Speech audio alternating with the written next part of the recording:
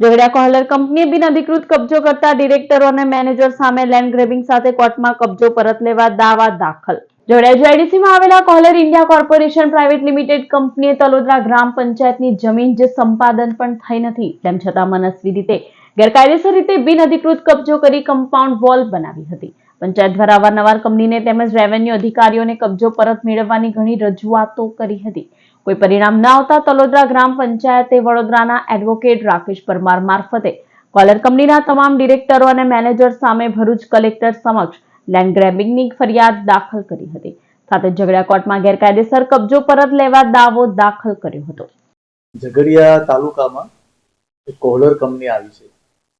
Kohler company multinational company છે. તે બાજુમાં જ તલોદરા ગામ આવેલું છે. ગ્રામ પંચાયતની જમીન છેલ્લા ઘણા વખતથી 3-4 અમારા ધ્યાનમાં મુજબ નવા સરપંચ આવ્યા પછી એમને ધ્યાન આવ્યું કે 1 હેક્ટરથી ઉપર જમીન કોહલર કંપનીએ એમના કબજામાં લઈ લીધી છે.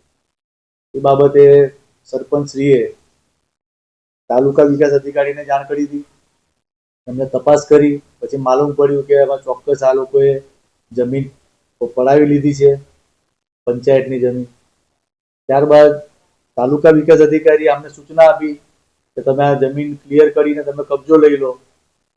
આ લોકોએ કલેક્ટરને પાસેથી માંગણી કરી કે કોઈ સારા અધિકારીઓ અમને આપો.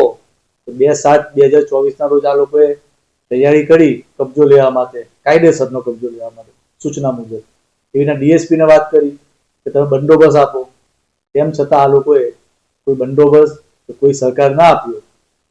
એટલા માટે પછી આ લોકો બિલકુલ એકદમ નિરાશ થઈ ગયા. કારણ કે આ જે લડત છે એમની પોતાની નથી, ગ્રામ પંચાયતની જમીન છે. ગ્રામ પંચાયતની જમીન એ લોકોની જમીન છે.